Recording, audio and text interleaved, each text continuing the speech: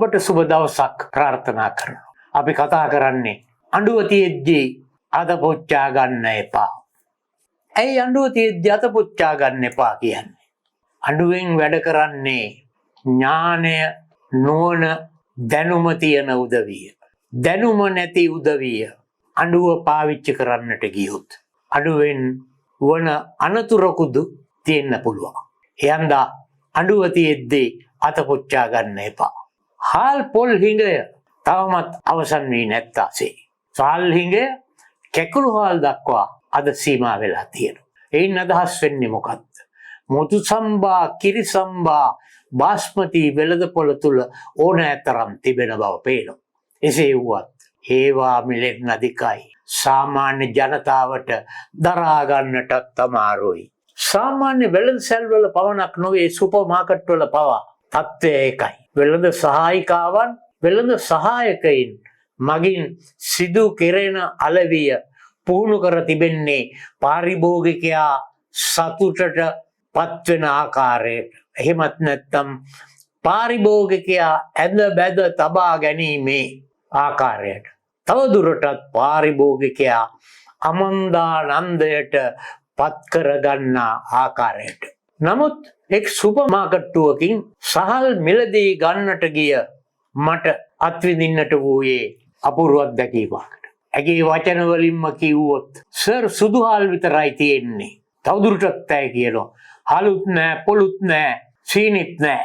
ඇගේ වදන් වලින් මා තේරුම් ගත්තේ එක්කෝ සහල් මිල ඉහළ යාමේ පීඩනයෙන් ඇගේ පවුල අසීරුතාවයට පත් වී ඇද්ද යන්න.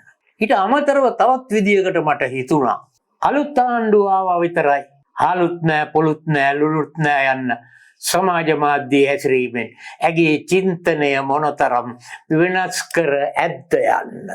ඇත වශයෙන්ම මේ වෙළඳ සහායිකාවගේ චින්තනය මොනතරම් සමාජ මාධ්‍ය මගින් විකෘති කර ඇද්ද තේරුම් ගැනීමට අපහසු නෑ.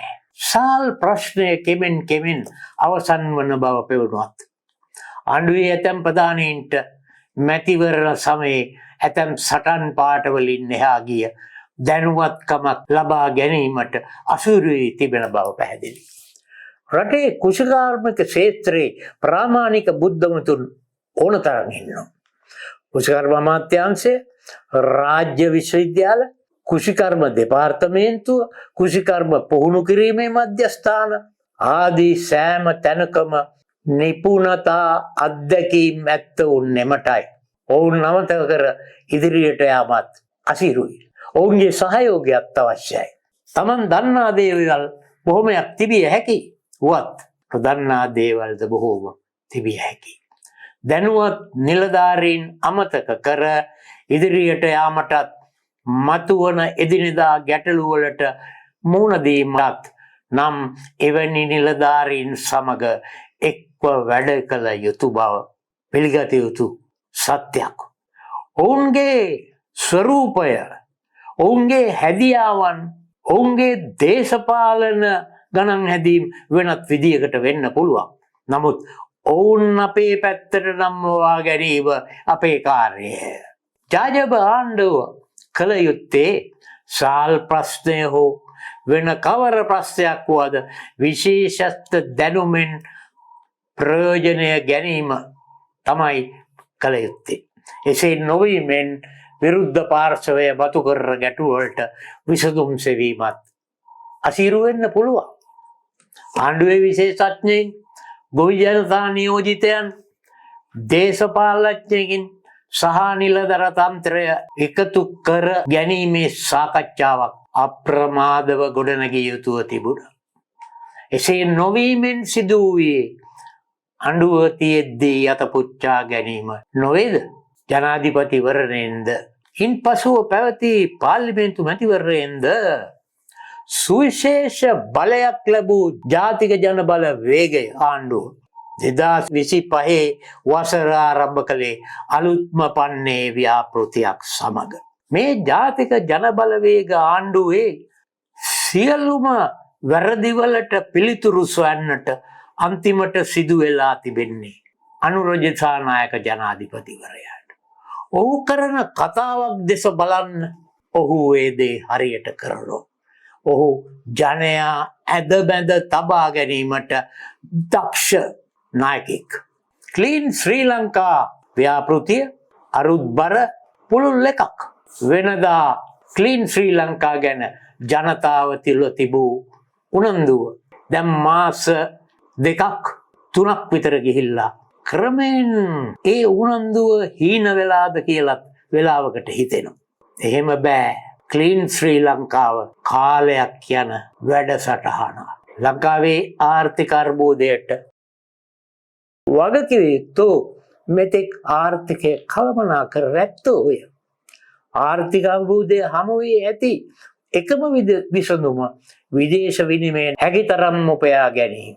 ඒ සඳහා සංචාරක කර්මාන්තයට කාර්යභාරයක් ප්‍රමුඛවම තිබෙනවා. සිංගප්පූරුවේ ලී කුවාන් යූ වරක් එරට පිරිසිදු කිරීමට මුලින්ම පටන් ගත්. එරට ජනතාව බුලත් ඉඩ කෑම, පසුව අහුවන ස්ථානවල කෙල ගැසීම, අතේ ගෑවිච්ච හුණු බිත්තිවල, තාප්පවල, දොරවල්වල, ජනේලවල, ගෙදර දොර මේසපුටු පවා අපවිත්‍ර කිරීමෙන් මතුවන අශීලාචාර සංස්කෘතිය ශීලාචාරවත් කිරීමට ලී කුවාන් යූ පියවර ගත්තා. මේ තත්ත්වයේ සිංගප්පූරුව විදේශ ආයෝජකයන්ගේ කෙම්බිමක් බවට පත් කිරීමට හේතු වුණා. දැන් ඉන්දියාව දෙසට හැරිමු.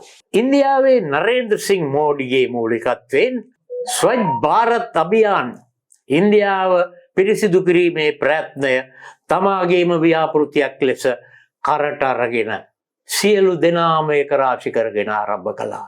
මුල් කාලේ ඉන්දියාවේ මුල් බැසගෙන තිබුණු එලිමහනේ මල මුත්‍ර පහ කිරීමේ පුරුද්ද නතර කිරීමේ ප්‍රධාන අවශ්‍යතාවයක් වුණා. නගර ගම් ගෙදර පිරිසිදුව තබා ගැනීමට දිල්ලිදු ජනතාව උනන්දු කිරීම මෝදිගේ පාලනයේ ප්‍රධාන අවශ්‍යතාවයක් වුණා. මේ කාර්යය සාර්ථක කර ගැනීමට මෝදිගේ නායකත්වයෙන් ප්‍රකට කලා ශිල්පීන්, සංගීතඥයන්, ජාත්‍යන්තර වීරයන්, ක්‍රිකට් ක්‍රීඩකයන් සම්බන්ධ කරගත්තා. අමිතාබ් බච්චන්, ශාරුක් ખાન, සචින් තෙන්දුල්කර්, මහේන්ද්‍ර සිං ධෝනි වැනි ජනතා ප්‍රසාදය දිනාගත් වීරයන්ද කැටුව ඉදලක් අතට අරගෙන අගමැති මෝදි පාරතොට පිරිසිදු කිරීමේ ව්‍යාපෘතියට මූලිකත්වය දුන්නා. ඒකට සමාන්තරව මේ නගර සිසාරා ප්‍රසිද්ධ වැසිකිලි, පානීය ජලය සැපීමේ ආරම්භක කාර්යභාරයටත් වැදිහත් වුණා. මේදී ලංකාවේ ජනාධිපති අනුර දිසානායකටද බොහෝ දෑ තවත් හඳුනා ගැනීමට හැකියාව තියෙනවා. පැරණි සමාජ ආර්ථික සංස්කෘතික ව්‍යාපාර තුළට ගොදුරු බවට පත්වන වින්දිතයන්ට යුක්තිය ඉෂ්ට කිරීම එයින් ප්‍රමුඛ කාර්යයක්. ඉන්දියාව තුළ කුල, දුගී, කම්කරු ජනතාව මල මුත්‍ර වලින් අපිරිසිදු සෞඛ්‍යයට හානිකර කම්කරු වන්ද, යාචකයන්ද, පිරිමින් සහ ගැහැණුන්ද සහ කුඩා දරුවන් පවා වින්දිතයෝ බවට පත් වෙලා. මේ තත්ත්වය ලංකාවේද ගෝඨාභය රාජපක්ෂ පාලන සමයේ මරදාන, දෙමටගොඩ, කොම්පඤ්ඤ වීදිය, මෝදරාදී ප්‍රදේශවලින් ජනයා ඉවත් කිරීමේ විනාශකාරී පිළිවෙත් ප්‍රසිද්ධියේ නාගරික සංවර්ධන අධිකාරී ක්‍රියාමාර්ග විදියට පෙනෙන්නට තිබුණා. ඔවුන් කොළඹ ලස්සන කිරීමේ ව්‍යාපෘතියේදී වින්දිතයෝ බවට පත් වුණා. එහෙම වින්දිතයෝ බවට පත් වුණේ කොම්පඤ්ඤ වීදියේ කොටහේනේ ගෙවල් දොරවල් ඩෝසර් කර කෑලි වීසිවන සමාජ ස්තරවලට අවුවට නොවේලි වැස්සට නොතෙමී ඉන්නට වරමක් සෑම මිනිසෙකුටම හිමි වුවත් ඒ සියල්ල හිමි කරා. කොළඹ වේවා කොහේ වේවා ඒවායේ ජීවත් වන්න උන්ට සෞඛ්‍ය පහසුකම් අවශ්‍යයි. ඔවුන්ද අයුක්තිය අසාධාරණයෙන් විදුණු ජීවිතයක් ප්‍රාර්ථනා කරන සෑම දෙනෙක්ම මිනිස්සුයෝ යන සිද්ධාන්තය සෑම මිනිසෙකුටම අවශ්‍යයි. සෑම ක්‍රියාවකම මේ වගේම ප්‍රතික්‍රියාවකුත් තියෙනවා. ඒ වගේම සෑම පිරිසිදු කිරීමකදීම යටින් තිබෙන පන්ති දේශපාලනයකුත් තිබෙනවා. අපි ඒක තේරුම් ගන්නවා. මගී ප්‍රවාහන සේවය මුල් කාලේ ලංගම විසින් මගීන්ටද පාසල් දරුවන්ටද යහපත් සේවාවක් අත්කර දුන්නා මතක. අද ජරාවට පත්ව ඇති ඩිපෝ සමූහය එදා දක්ෂ කළමනාකරණයක් තිබුණා අපට මතකයි. කොන්දොස්තර වරුන් තුමුරු වර්ණ පැහැයෙන් කෝට් එක ඇඳගෙන මගීන්ගෙන් මුදල් එකතු කළා මතකයි. රියදුරන් පත් කළේ දැඩි විනයකින් ඔයක්ද වේග සීමා කළමනාකරණයක් කරමින්ද පුහුණුවකින් දනතුරුව දිනපතා එකතු කරන මුදල් සහ නිකුත් කළ ටිකට් සමාන වීමේ තත්ත්වයට ලංගම රියදුරන්ගේ කොන්දොස්තරවරුන්ගේ කලෙක්ෂන් එක සමපාත කළා. එදා සමහර මාර්ගවල ආදායම් අඩු වූ විට රෑ පාන්දරින්ම බස් රථයකට කඩා පනින පුජ්‍යලෙක් හිටියා. එයා තනියම නෙවි කඩා පනින්නේ. එයා කඩා පනින්නේ එයාගේ ළඟම කිට්ටුවන්ත සහකාරවරුන් සමග. එයා මොකද්ද කළේ? කොන්දොස්තරගේ වේබිල අතට අරගෙන ලැබිච්ච ආදායම චෙක් කරන්න ගත්තා. මේක කළේ කවුද කියලා ඇහුවොත් ඔබට කියන්න ඕනේ නෑ. ඒ තමයි අනිල් බුණසිංහ කියන සභාපතිවරයා.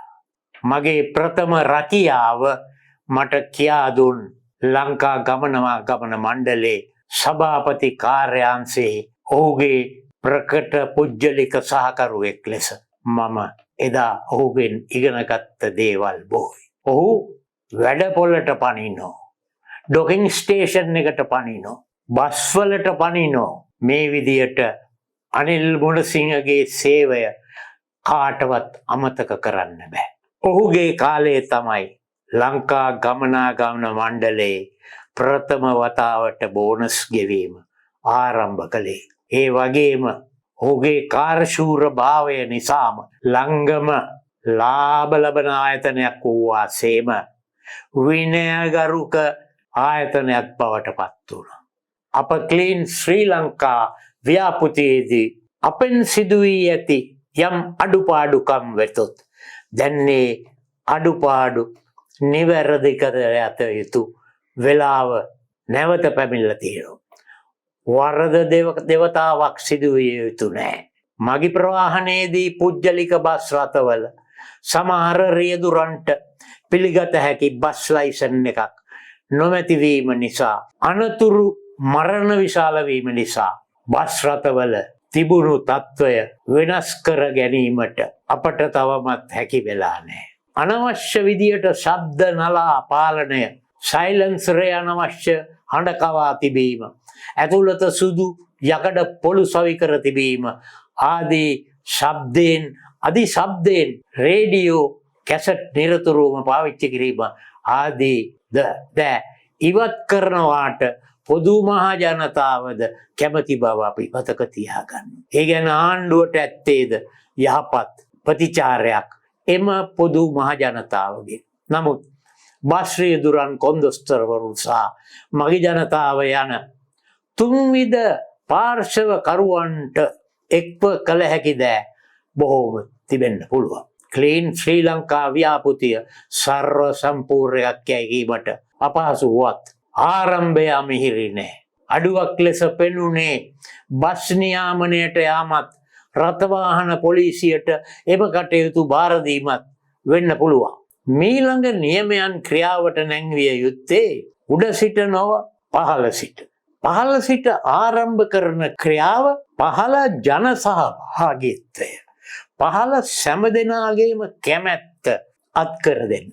සියලු පාර්ශවයන් සතුට සිතින් තබාගෙන හරි කාර්යයක් කිරීම අතහැර දැමිය යුතු නැත. එසේ වුවහොත් අත පිච්චී යාමද නියතයකි. එච්චරයි අදට කියන්න තියෙන්නේ. බොහොම ස්තුතියි.